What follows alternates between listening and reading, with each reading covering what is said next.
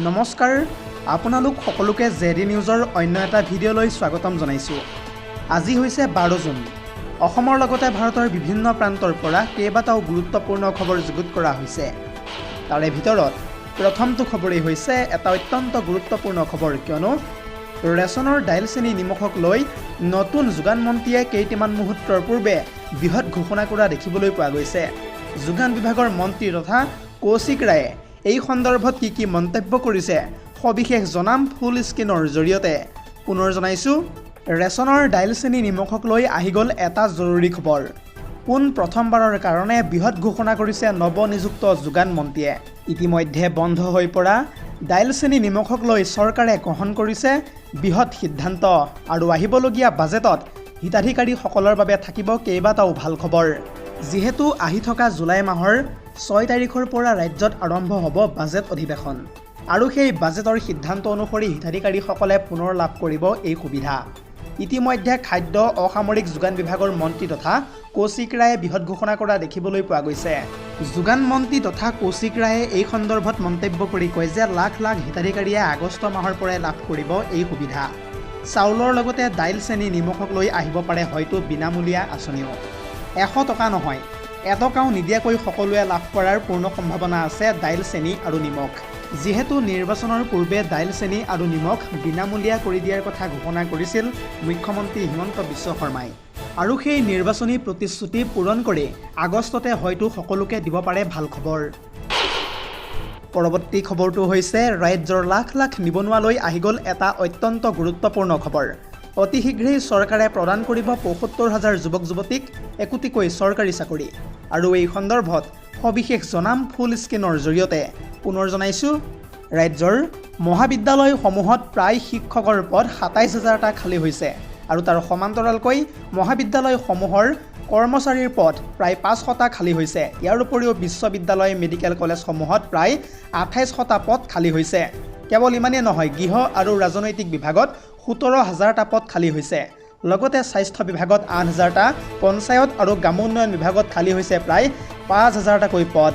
ইয়াৰ উপৰিও ৰাজহ বিভাগত মণ্ডল আৰু কাননগুৰ পদ ১৩০০টা খালী হৈছে। লগতে বন বিভাগত প্ৰায় ৫০০টা পদ খালী হৈছে বুলি জানিব পৰা গৈছে। আৰু তাৰ সমান্তৰালকৈ প্ৰশাসনীয় বিষয়াৰ পদো প্ৰায় ৪০০টা খালী হৈ আছে। খালী পদৰ তালিকা বিচাৰি ইতিমধ্যে প্ৰতিটো বিভাগক কঠোৰ নিৰ্দেশ প্ৰদান কৰিছে মুখ্যমন্ত্ৰী হিমন্ত বিশ্ব শৰ্মাই, আৰু ইতিমধ্যে প্ৰতিটো বিভাগে প্ৰস্তুত কৰিছে খালী পদৰ এখন চূড়ান্ত তালিকা। হয়তো অতি শীঘ্ৰেই ৰাজ্য চৰকাৰে অসমত খালী হৈ থকা পদৰ বাবে মুকলি কৰিব আবেদন প্ৰক্ৰিয়া। এটা জৰুৰী খবৰ জনাই আছোঁ এই মুহূৰ্তত। অসমত প্ৰায় ১৬,০০০ অভিযন্তা ডিগ্ৰী লাভ কৰা যুৱক যুৱতী যিহেতু নিবনুৱাভাৱে বসবাস কৰি আছে। ইয়াৰ উপৰিও প্ৰায় ৬০,০০০ স্নাতকোত্তৰ ডিগ্ৰী লাভ কৰা যুৱক যুৱতী কৰ্মসংস্থাপনহীনতাত ভুগি আছে অসমত, আৰু উচ্চ শিক্ষিত নিবনুৱাকে ধৰি ৰাজ্যত নিবনুৱাৰ সংখ্যা বৰ্তমান সময় পৰ্যন্ত ২৮ লাখলৈ বৃদ্ধি পাইছে। যোৱা ২০২৪ চনত অসমত সৰ্বমুঠ নিবনুৱাৰ সংখ্যা আছিল ২১,১৬,৫৬১ গৰাকী। দৰ্শকসকল, আৰু বহুতো গুৰুত্বপূৰ্ণ খবৰ আছে। যদিহে আপুনি এতিয়ালৈকে এই ভিডিঅ'টোত লাইক কৰা নাই তেন্তে এতিয়াই লাইক কৰি দিয়ক, আৰু এনেধৰণৰ খবৰসমূহ সদায় পাই থাকিবৰ কাৰণে চেনেলটো ছাবস্ক্ৰাইব কৰি কাষতে থকা বেল আইকনটো প্ৰেছ কৰি ৰাখিবলৈ একেবাৰেই নাপাহৰিব। পৰৱৰ্তী খবৰটো হৈছে আন এটা বহুতেই বেছি গুৰুত্বপূৰ্ণ খবৰ, কিয়নো সম্পূৰ্ণৰূপে একেবাৰে নাইকিয়া হৈ যাব দেশত TMC দল। কাৰণ আৰু কেইটামান দিনৰ পিছতে কংগ্ৰেছ দলত যোগদান কৰিব মমতা বেনাৰ্জীয়ে, আৰু এই সন্দৰ্ভত সবিশেষ জনাম গ্ৰাফিক্স প্লেটৰ জৰিয়তে। পুনৰ জনাইছোঁ, ইতিহাস হ'বলৈ গৈ আছে তৃণমূল কংগ্ৰেছ। পুনৰ কংগ্ৰেছলৈ আহি আছে যিহেতু মমতা বেনাৰ্জী, আৰু সম্পূৰ্ণৰূপে দেশত নাইকিয়া হ'ব TMC দল। এক কথা ক'বলৈ গ'লে কংগ্ৰেছত বিলীন হ'ব মমতা বেনাৰ্জীৰ তৃণমূল কংগ্ৰেছ।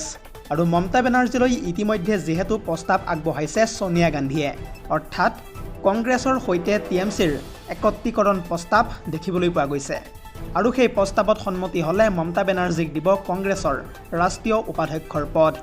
যিহেতু ইতিমধ্যে ইখনৰ পিছত সিখন বৈঠকত মিলিত হৈছে কংগ্ৰেছ আৰু TMC। যোৱাকালিৰ দিনটোত দিল্লীত ইতিমধ্যে যিহেতু ছোনিয়া গান্ধী আৰু ৰাহুল গান্ধীক সাক্ষাৎ কৰিছে মমতা বেনাৰ্জী আৰু অভিষেক বেনাৰ্জীয়েও। ইতিমধ্যে কংগ্ৰেছত যোগদান কৰিছে সাংসদ চাইনী ঘোষে, আৰু বৰ্তমান সময়ত মহিলা কংগ্ৰেছৰ শীৰ্ষ দায়িত্ব লাভ কৰিছে চাইনী ঘোষে। পৰৱৰ্তী খবৰটো হৈছে সাৱধান হওক ৰাজ্যবাসী। হঠাৎ যিহেতু সলনি হৈছে সমগ্ৰ বতৰ আৰু প্ৰচণ্ড ধুমুহা বৰষুণক লৈ ইতিমধ্যে চিন্তিত হৈ পৰিছে বতৰ বিজ্ঞান কেন্দ্ৰ। আৰু এই সন্দৰ্ভত সবিশেষ জনাম ফুল স্ক্ৰীনৰ জৰিয়তে। পুনৰ জনাইছোঁ, সাৱধান, ৰাজ্যত হঠাৎ সলনি হৈছে বতৰ। ইতিমধ্যে ৰাজ্যৰ বিভিন্ন প্ৰান্তত প্ৰচণ্ডভাৱে ধুমুহা বৰষুণে তাণ্ডৱ চলাইছে বুলি জানিব পৰা গৈছে। লগতে স্তব্ধ হৈ পৰিছে জনজীৱন। ইয়াৰ উপৰিও উঘালি পৰিছে প্ৰকাণ্ড গছ। আগন্তুক 14 জুন পৰ্যন্ত অসমত হ'ব প্ৰচণ্ড ধুমুহা বৰষুণ। ইতিমধ্যে জাৰি কৰা হৈছে ৰাজ্যৰ কেইবাখনো জিলাত অৰেঞ্জ এলাৰ্ট। বজ্ৰপাত আৰু ধুমুহাই হয়তো আজি নিশা কঁপাই যাব পাৰে সমগ্ৰ ৰাজ্য। প্ৰতিখন জিলাত জাৰি কৰা হৈছে ইতিমধ্যে সতৰ্কতা। আৰু সেইকাৰণে যদিহে কেনেবাকৈ বতৰে গাজি গুমৰি আহিছে তেন্তে বিনা কাৰণত ঘৰৰ পৰা কোনোপধ্যে নোলাব। পৰৱৰ্তী খবৰটো হৈছে ৰাজ্যৰ 4 সংৰক্ষিত বনাঞ্চলত অতি শীঘ্ৰেই চলিবলৈ গৈ আছে উচ্ছেদ অভিযান। ইতিমধ্যে এই সন্দৰ্ভত কঠোৰ নিৰ্দেশনা জাৰি কৰিছে গুৱাহাটী উচ্চ ন্যায়ালয়ে। আৰু এই সন্দৰ্ভত সবিশেষ জনাম গ্ৰাফিক্স প্লেটৰ জৰিয়তে। পুনৰ জনাইছোঁ, ৰাজ্যৰ 4 সংৰক্ষিত বনাঞ্চলত অতি শীঘ্ৰেই চলিব বৃহৎ উচ্ছেদ অভিযান। ইতিমধ্যে উচ্ছেদক লৈ গুৱাহাটী উচ্চ ন্যায়ালয়ে আগবঢ়াইছে গুৰুত্বপূৰ্ণ নিৰ্দেশনা। উচ্ছেদৰ বিৰুদ্ধে তৰা সকলো আবেদন ইতিমধ্যে যিহেতু খাৰিজ কৰিছে গুৱাহাটী উচ্চ ন্যায়ালয়ে। বেদখলীকৃত ভূমিৰ পৰা আঁতৰি যাবলৈ 30 দিনৰ সময় বান্ধি দিয়া হৈছে ইতিমধ্যে বেদখলকাৰীক। নগাঁৱৰ লুটুমাৰী সংৰক্ষিত বনাঞ্চল খালী কৰাৰ নিৰ্দেশ প্ৰদান উচ্চ ন্যায়ালয়ৰ। ইয়াৰ উপৰিও যমুনা আৰু মোদাংগা বনাঞ্চলো খালী কৰিব লাগিব আগন্তুক 30 দিনৰ ভিতৰত অবৈধ বেদখলকাৰীসকলে। নামবৰ দক্ষিণ আৰু বৰাপানী বনাঞ্চলতো চলিব সৰ্ববৃহৎ উচ্ছেদ অভিযান।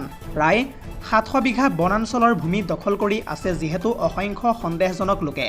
আৰু বেদখলীকৃত অঞ্চলত বিদ্যুৎ সংযোগ কৰ্তন কৰিবলৈকো ইতিমধ্যে যিহেতু কঠোৰ নিৰ্দেশ প্ৰদান কৰিছে গুৱাহাটী উচ্চ ন্যায়ালয়ে।